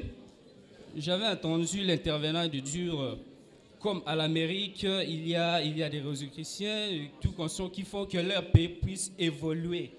Mais ici, chez nous, quels que soient les Rosicruciens, les féticheurs ne font pas ça. Ils ne font que pour se retrouver de leur famille. Donc, ils ont eu cette idée où on dirige toujours. Et je vais en profiter aussi de Dieu. Ici, on a les bourses pour les étudiants. Mais on ne sait même pas là où cet argent va. Donc, il y a aussi des personnes qui ont la possibilité de les réclamer, mais ils n'ont pas peut-être, donc ils ne savent pas par où commencer maintenant. J'aimerais vous demander si néanmoins vous pouvez nous orienter à mettre en action toutes ces idées que nous avons. Merci. Voilà, merci. Apparemment, vous aimez beaucoup votre collègue, hein? Je le sens. Voilà, mademoiselle. Oui, merci. En suivant les discours de l'orateur, le but de cette conférence est de cultiver l'esprit scientifique intellectuel aux citoyens. Maintenant, ma question est de savoir si on peut faire comment pour cultiver l'esprit intellectuel, l'esprit scientifique intellectuel aux citoyens. Oui. Oui, je commence par la dernière question. Esprit scientifique, comment il faut cultiver? Il n'y a pas autre chose. La science, il faut l'acquérir. Pour l'acquérir, il faut travailler. C'est à travers les lectures. Ce que j'ai dit, les drames dans notre pays, même en toute l'Afrique noire, les Africains ne lisent pas. Donc dès que vous terminez les études, vous abandonnez. Avec le temps, vous avez des connaissances du passé. Prenons quelqu'un qui a fait une thèse en économie en 1960. Oui, il a fait une thèse d'économie en 1960. C'était sur l'économie socialiste ou bien capitaliste. Aujourd'hui, est-ce que sa thèse est encore valable? Donc, il est obligé de réactualiser sa thèse par rapport à l'actualité. Il n'a pas d'autre choix. Donc, la science, il faut travailler chaque jour. Donc, tu dois apprendre chaque jour pour avoir cet esprit scientifique. Chaque jour, dans la matière là tu travailles, il faut apprendre chaque jour, il faut lire. Donc, quand vous quittez l'université, continuez à apprendre. Aujourd'hui, moi, j'ai terminé les études en 1992. Chaque jour, je ne fais que lire. Ma bibliothèque personnelle, ça peut près 3000 livres. Et j'ai fait par tous les moyens. Quand il y a de nouveaux livres qui sortent, je dois acheter. Ça, c'est ce livre que je viens de commander. Fin du leadership américain. Pour comprendre comment le monde fonctionne. Ça coûte cher, mais il faut payer. Donc, si vous voulez être scientifiquement forte ou bien fort, il faut lire, il faut travailler. Concernant ceux qui sont entrés au pouvoir et se connaissent pour tout ça, donc, moi je pense que les problèmes chez nous, je l'ai expliqué ici, pour Congo-Kinshasa, l'extérieur ou bien les puissances, l'argent, les multinationales, les grandes puissances, considèrent notre pays comme une entreprise, pas comme un État. Et ceux qui doivent être des chefs doivent être des gérants. Ils n'ont pas de compte à rendre à la population, ils ont des comptes à rendre aux multinationales, aux grandes puissances. Et je prends des exemples. Est-ce que vous posez la question pourquoi Lumumba a été assassiné? Lumumba a été assassiné, c'est parce qu'il a remis en cause la nature ou bien les statuts du Congo. Pour ces gens, le Congo leur appartient et les matières premières. Donc tu es là, tu travailles pour eux. Quand Lumumba a dit qu'il faut travailler pour le Congo, on l'a assassiné. On a fait la même chose avec Mosé Kabila. Donc ce qu'il faut faire, c'est pour juger très bien nos élites. C'est quand maintenant nous sommes indépendants. C'est un début du fait qu'on a fait les élections seuls, sans la MONUSCO, sans l'Union européenne. Donc, je dirais, Tshisekedi, l'acteur président, est le produit de la population. Normalement, il n'a pas de compte à rendre à la personne. Maintenant, il a des comptes à rendre au peuple. Maintenant, c'est à vous d'exiger. Il ne faut pas attendre que lui-même vienne vous donner. Il faut exiger. Vous êtes des étudiants. Demandez à ce qu'on puisse, comment dirais-je, améliorer vos conditions de vie. Ce pays est trop riche. Tous les étrangers viennent ici, ils s'enrichissent. Il n'y a que les Congolais qui sont pauvres. Il y a un problème. Non, c'est à vous, étudiants, de demander des comptes. Vous êtes président pour le Congo et pour les Congolais. L'enseignement, les salaires, ça se passe comment? Mais si vous ne faites rien, on va faire comment? Donc apprenez, vous avez les droits, mais aussi les devoirs. C'est tellement important pour vous qui êtes jeunes. Concernant la RTNC, il y a beaucoup de choses qu'il faut dire. Je pense que lui, il est mieux placé que moi, et vous en parlerez un autre jour. En fait, je vous ai dit, c'est les problèmes politiques au Congo. Ce sont les hommes politiques qui ont une vision qui peuvent orienter. Parce que quand on regarde aujourd'hui la télévision nationale, on doit se poser des questions. Comment est-ce que des dirigeants qui savent que la télévision nationale, c'est un instrument de puissance, comment on peut confier cet instrument de puissance aux étrangers? Un. Et de deux, comment est-ce qu'on peut oublier qu'il faut acheter du matériel? Tout est abandonné. Donc, le problème est beaucoup plus politique. Il faudrait maintenant, comme c'est un service public, c'est une entreprise d'État, il faut que les Congolais demandent des comptes. Vous allez vous plaindre. Demandez des comptes aux dirigeants. Comment notre télévision n'est pas claire? Vous pouvez passer par les partis politiques, par les parlements. Il faut passer par les partis politiques, par les parlements, pour que votre voix soit entendue. Concernant l'emploi, vous savez, on a beaucoup de difficultés depuis que l'RTNC a été créé. Les gens ne sont jamais partis en retraite. On a trop de vieux là-bas. Donc il faut attendre peut-être avec le nouveau gouvernement qu'on puisse faire partir tous les vieux en retraite. Comme ça, on peut engager de nouvelles unités. Et là, on pourrait résoudre le problème du chômage. Mais pour le moment, il faut attendre parce qu'on est en train de travailler. Voilà, merci. Je voulais vous ajouter quelque chose, messieurs. Aujourd'hui, avec cette mutation de l'analogie vers le numérique, n'est-ce pas, la télévision nationale a encore besoin d'utiliser les spécialistes des nouvelles technologies, particulièrement vos autres informaticiens. Cette mutation concerne aussi l'informatique. Le DGA l'a dit, on a un pléthore des agents âgés qui doivent déjà aller en retraite. Normalement, on peut avoir besoin de 1000 personnes, voire 1500.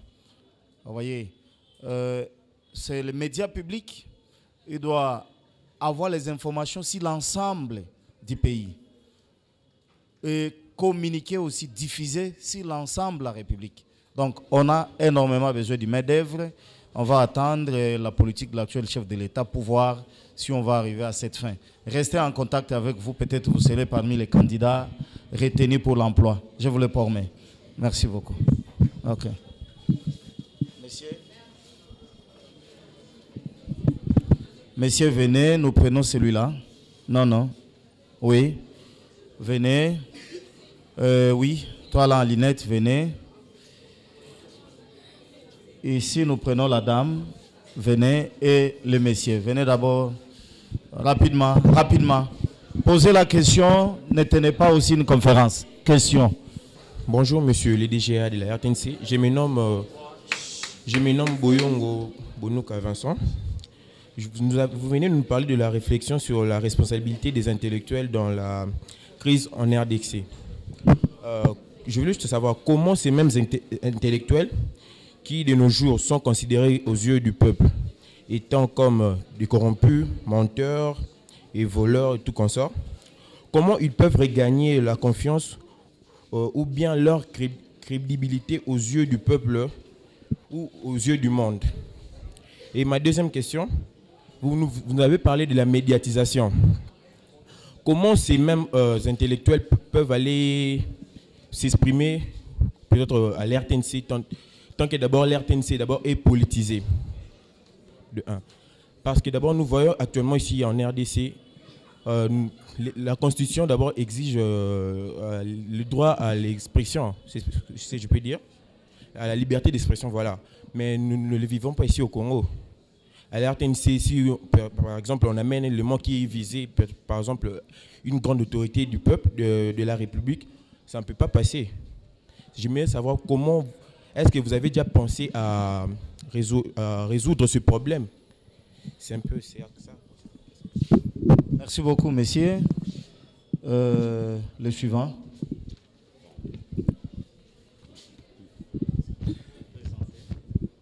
Bon, je m'appelle Hassani Daniel Daniel. J'ai dit merci pour cette conférence qui va nous aider à bien évoluer. J'ai des petites questions à vous poser. La première est celle-ci. Dernièrement, on a appris avec notre professeur titulaire, M. Kalonda. Il nous a dit que M. Tshisekedi, le père, il avait dit qu'un jour il serait fier de voir le Congolais être conscient, se réveiller un bon matin se réveiller un bon matin et de protester contre la mauvaise gestion du gouvernement. Sans un mot d'ordre d'une personne, sans qu'une personne puisse le dire que tel jour on va sortir. C'est pourquoi j'ai une question sur ça. Qu'est-ce qui peut amener le peuple congolais à prendre conscience sur les questions politiques et aux réflexions sur la responsabilité des intellectuels dans la crise en RDC? La dernière question et la deuxième, c'est que l'expérience qui élève mieux un homme, c'est la découverte personnelle. Et nous la jeunesse congolaise, ce qui fait de nous, nous avons la peur. Ce qui fait que nous avons la peur. Et que faire pour enlever cette peur en nous? C'est ça ma question. Merci beaucoup. Je résume ces questions. Il a dit, le prof leur avait dit une fois que M. Etienne Tshisekedi disait il sera content le jour qu'il verra le peuple est sorti, marcher et revendiquer sans qu'il y ait un mot d'ordre, n'est-ce pas? Eh bien, il demande maintenant comment faire pour arriver à ce niveau-là. C'est ça, messieurs? Ah, c'est ça. La deuxième question, je n'ai pas bien suivi. Ah oui, comment éradiquer la peur? Comment pousser le Congolais? Parce que souvent, c'est la peur qui les empêche à agir. Même les intellectuels, la question, vous avez dit vous-même par rapport à l'exil, ceux qui ne savent plus s'exprimer, ils trouvent même l'exil ici, dans l'alcool. Comment éradiquer cela? Qu'est-ce que vous avez proposé? Voilà. Merci pour la parole. Moi, c'est Kasoki Ndaliko. Kasoki Ndaliko. Ndaliko. Après vous avoir suivi avec attention, je vous ai entendu dire que nous, intellectuels, nous devons nous battre pour avoir un État indépendant et autonome. Alors moi, je voulais savoir comment on peut faire comment on peut nous battre pour avoir un pays intellectuel, nous étant un pays autonome et indépendant, nous étant intellectuels. Merci. Ils sont tous dans les mécanismes de l'action. C'est bien que vous ramassiez. Parce qu'il ne peut pas presque les mêmes questions. Voilà. Allez-y. Si on a déjà posé votre question, mais si ce n'est pas passé. Je réponds au nom de Nganga Komi Charlie. Monsieur Freddy Moulumba, je vous ai bien compris. Vous avez dit que vous avez fait appel aux intellectuels d'entrer à la politique pour amener la bonne gouvernance et pour la recherche de la vérité. Est-ce que les intellectuels ne se transformeront pas en médiocres pour rechercher aussi leurs intérêts ou bénéfices? Si la politique va transformer les intellectuels en médiocres en appliquant la politique du ventre. Voilà. Merci beaucoup pour la parole. Je réponds au nom de Mafuta Masengo. Mafuta Masengo. Ma question est la suivante. Comment faire pour avoir un État démocratique pendant que la politique est corrompue? En d'autres termes, les moyens de compétition politique que l'État utilise est la corruption. Alors maintenant, comment faire maintenant pour que nous, intellectuels, que nous puissions avoir un État qui est vraiment démocratique? Je vous remercie. Merci beaucoup. Le suivant.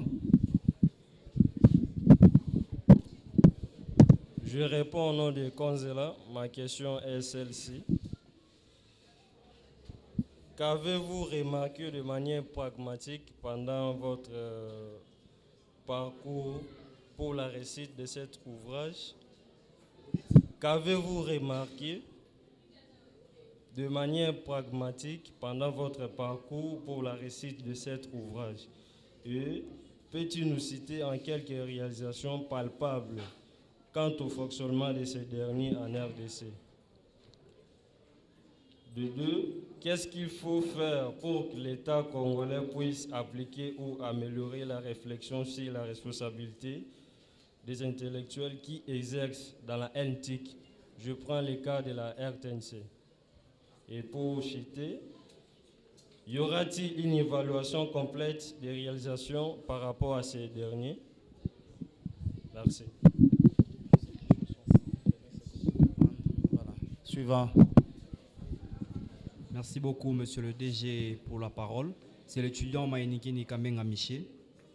Ma question est la suivante.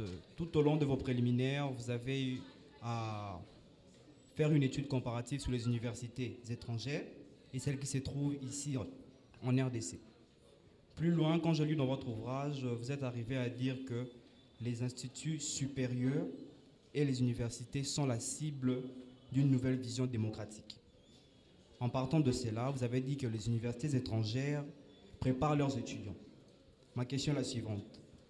Ici au Congo, est-ce que nos universités nous préparent vraiment? Est-ce que l'État a le souci de préparer les étudiants congolais? Merci beaucoup. Très bonne question. Bonjour tout le monde. Je réponds au nom de Mutombomboui David. Ma question est la suivante. Après avoir suivi vos explications, vous avez parlé de les intellectuels congolais dans l'arène politique. Alors moi, je me suis dit que voilà, les intellectuels, faudrait-il seulement qu'ils soient dans la politique? Parce que j'ai comme un exemple le docteur Mukwege, qui est plus sur le domaine de la santé, il aide les femmes à l'Est, voilà, et il n'est pas dans le monde politique, vraiment dans le monde politique. Alors, vous avez aussi parlé des grandes puissances qui maîtrisent la science. Et en maîtrisant la science, ils parviennent à devenir de grandes puissances.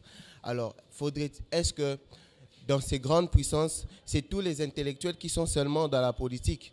Je ne pense pas. Alors, dans chaque domaine, chaque personne, chaque intellectuel peut développer ses capacités, ses aptitudes pour servir le peuple. C'est ça ma question. Voilà.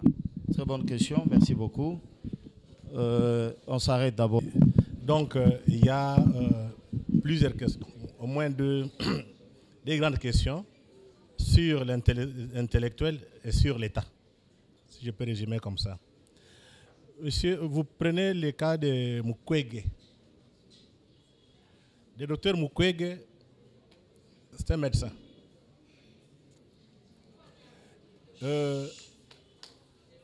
Il a eu le prix Nobel de la paix et non de la médecine.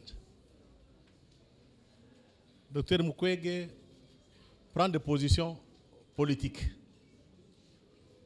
Ça signifie quoi? Docteur Mukwege n'est plus intellectuel. Docteur Mukwege est politique.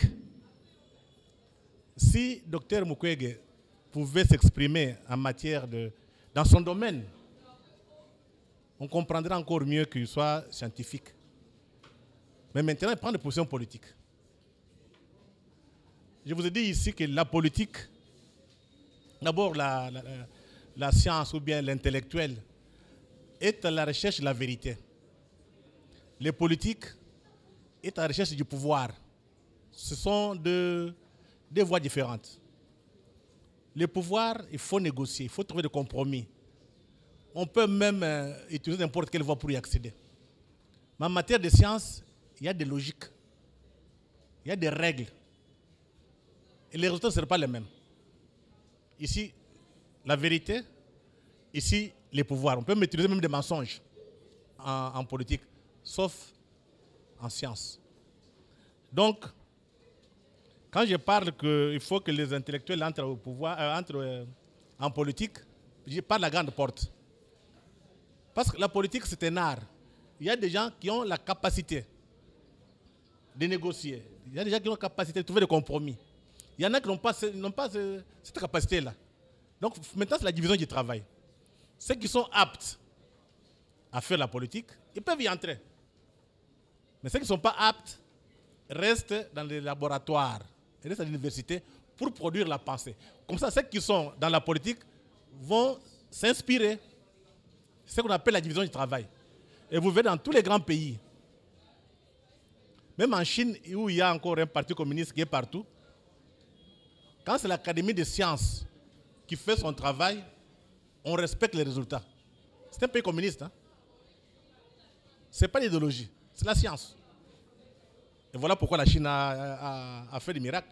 Mais s'ils pouvaient imposer l'idéologie, je ne pense pas que la Chine ferait des miracles. Donc, à un moment donné, il faut la division du travail. Les universités ici ne préparent pas.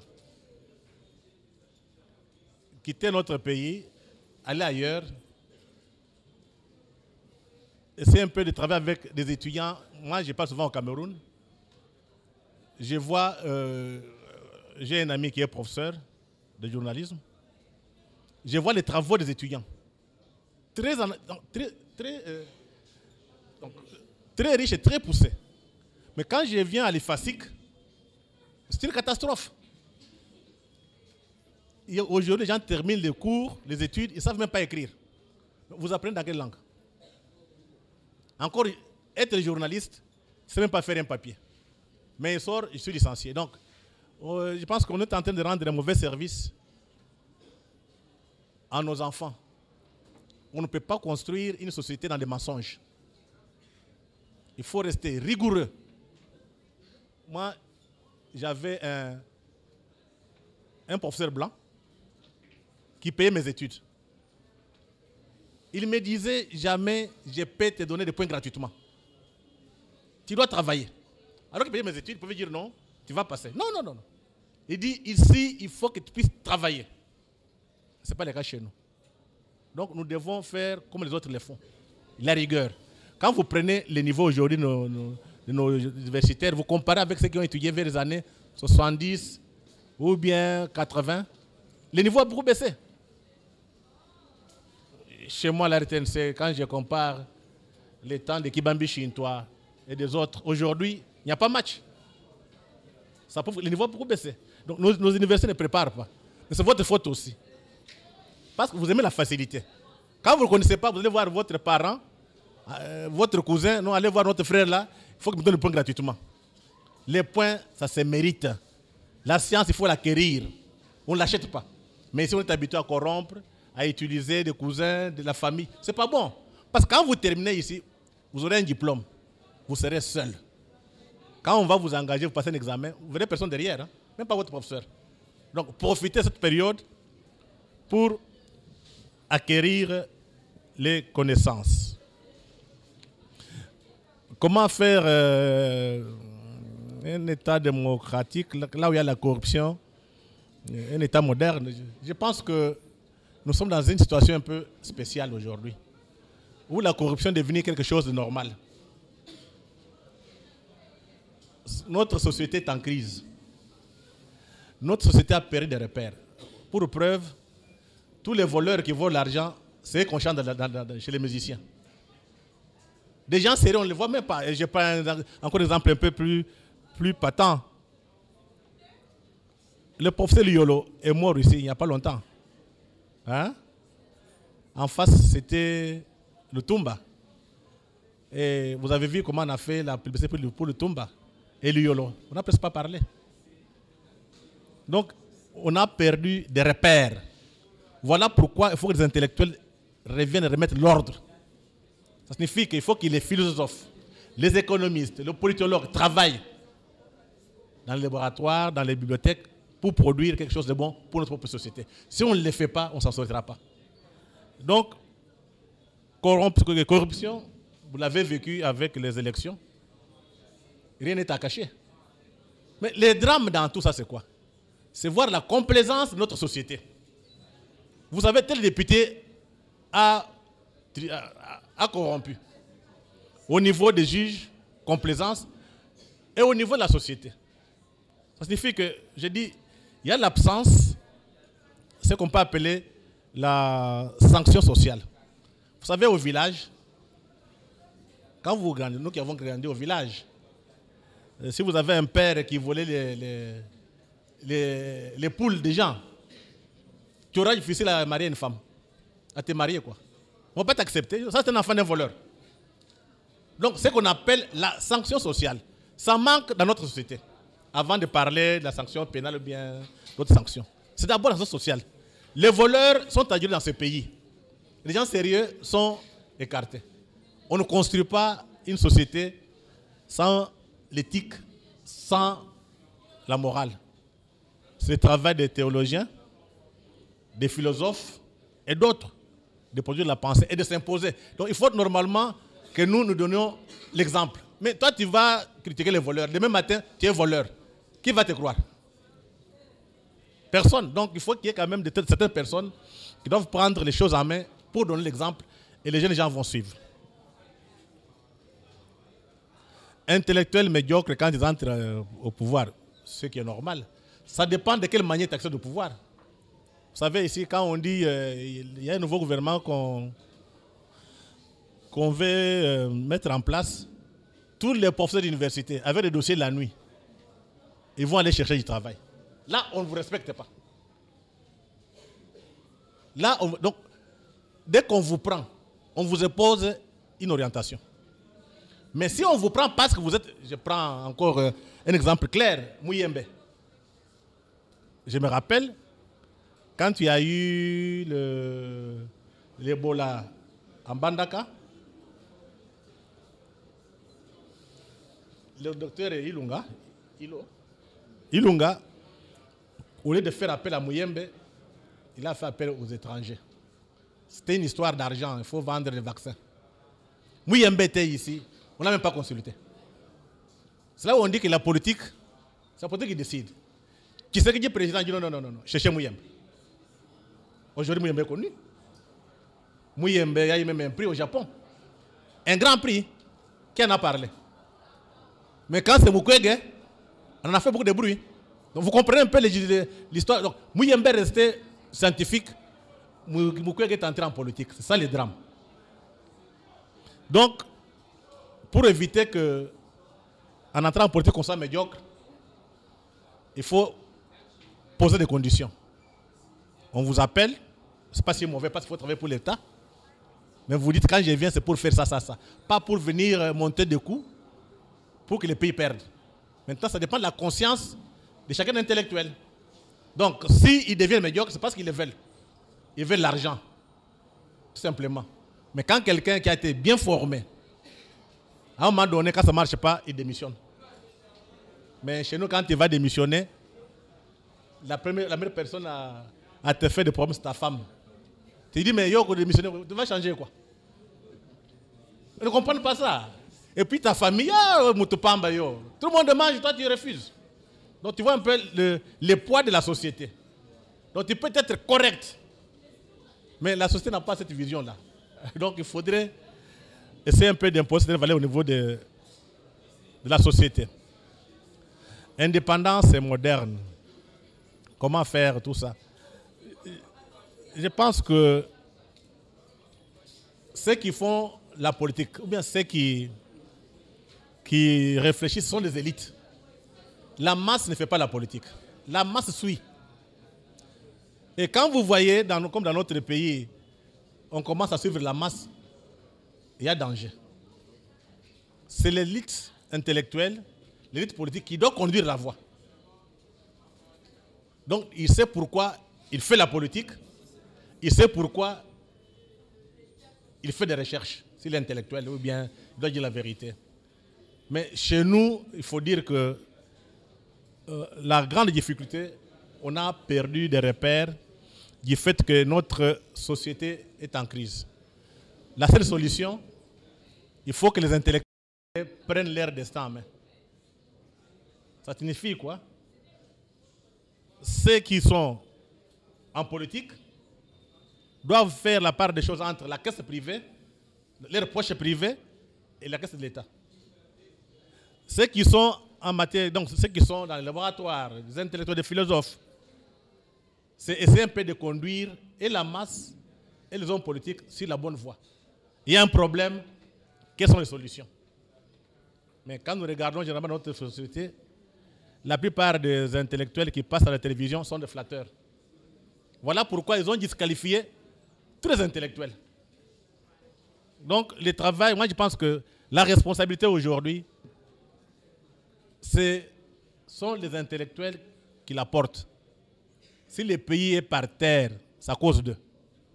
Parce que quand les parents nous ont envoyés à l'école, c'était pour savoir comment les Blancs nous ont battus. Donc, nous ont battus facilement, en quelque sorte. Les parents n'ont pas envoyé aux études pour chercher du travail et manger. Comme les parents n'ont pas fait beaucoup d'études, ce sont des illettrés. Il faut que nous qui sommes à l'école, qui parlons, qui étudions, nous devons être capables de les expliquer la situation dans laquelle nous vivons. Mais ce n'est pas le cas. On passe tout le temps à mentir. Prise de conscience. Et comment éradiquer la peur. Je pense que ça, c'est Tshisekedi a fait une démonstration de force. C'est un des exemples aujourd'hui. Je vous donne des cas concernant la peur, tous les cas de Tshisekedi. En 1997, quand l'AFDEL entrait ici, 3 jours avant que Mobutu puisse fuir, les troupes américaines, belges et françaises étaient à Brazza. On est venu voir Tshisekedi, par nos amis occidentaux, en lui demandant de prendre le pouvoir. Ce qu'il a refusé, il leur a dit, moi c'est la démocratie. Deuxième cas, avec toujours l'AFDEL, non, avec le cas de Kabila fils, Joseph, en 2012, nos amis occidentaux ont essayé de mettre en place un mouvement d'opposition. On a demandé à ce que Tshisekedi soit à la tête, les autres derrière. Dès qu'il a vu Kengo, il dit, moi j'ai combattu cet homme, ça fait longtemps. Il n'accepte pas. Il a tout abandonné. Alors qu'il pouvait accepter d'accéder au pouvoir. Donc Tshisekedi est mort sans accéder au pouvoir. Ce sont de tels cas qu'il faut prendre. Les sans-sacrifice. Les sans-sacrifice. Il pouvait accepter, être comme les autres. Donc vous qui êtes jeunes, apprenez à vous sacrifier pour le long terme. Le drame est que vous aimez la facilité, ce qui fait que les étrangers qui nous connaissent bien nous dominent. Et puis la crédibilité de l'intellectuel. Je ne vois pas autre chose. C'est faire son travail comme on le fait là. Quand les Rwandais sont entrés là-bas, il faut avoir le courage de dire les Rwandais sont entrés. Et tout le monde connaît. Je vous prends un exemple.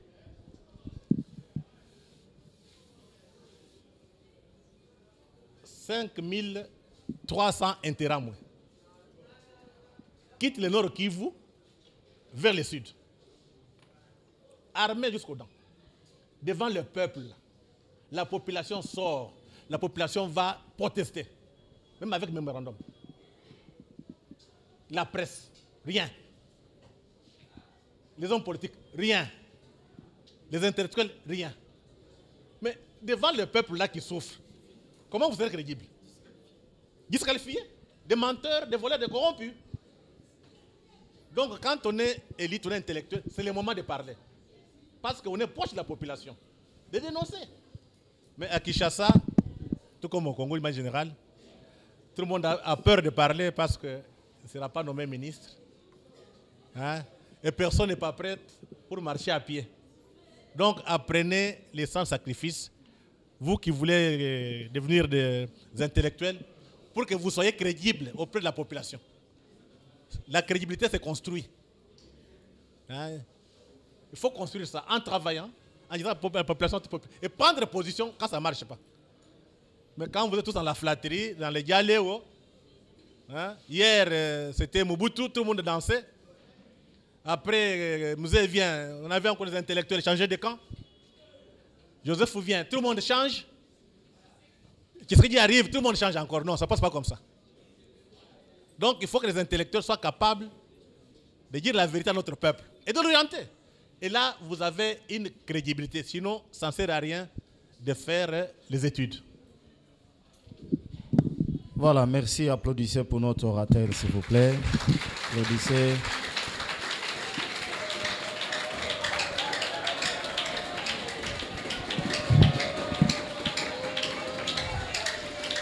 Merci beaucoup.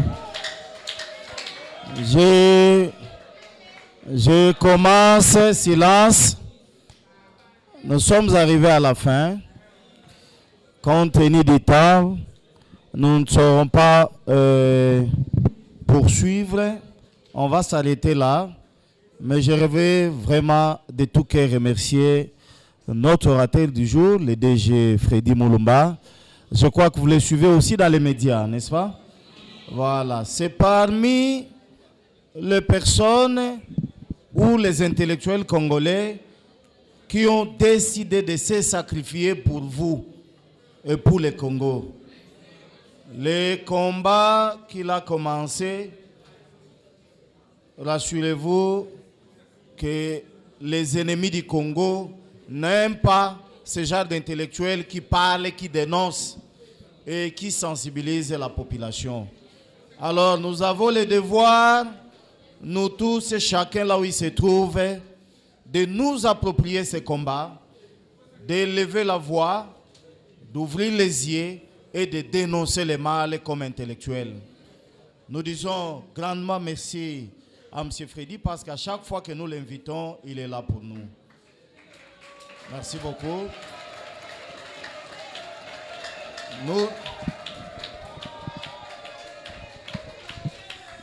Oui, non, c'est bien d'applaudir. Je pense que c'est mieux de lire mon petit livre là. Ça m'a coûté mon salaire. Je suis en train de le distribuer gratuitement. Donc, faites un effort pour le lire. C'est pour vous. Ah. Nous poursuivons en remerciant vos encadreurs qui sont avec nous ici. Nous avons lancé des invitations. Suivez-moi, arrêtez d'être des applaudisseurs comme ça. Merci beaucoup. Nous avons lancé des invitations de gauche à droite, mais malgré leurs multiples occupations, ils sont venus nous assister. Ici, j'ai Maître Labor Okoloba, qui est assistant à l'ISIPA, et c'est notre chargé de communication. On l'encourage aussi. Voilà. Nous avons de l'autre côté le professeur Otema, qui est notre bibliothécaire. Il est venu aussi participer activement à la conférence. Et le professeur Mwamba Bofwa, qui est venu aussi, un économiste, assister à la conférence. Il ne me reste qu'à vous remercier vous-même. Voilà. Merci beaucoup. Et personnellement, comme votre encadreur du cours d'éducation à la citoyenneté, vous êtes des escrocs vraiment. Vous avez été très disponible. Je vous invite à être des intellectuels. Arrêtez cette distraction. Mais par contre, l'orateur vous appelle à l'action. Le civisme, les comportements actifs du citoyen dans la vie quotidienne, dans la vie publique. Merci beaucoup.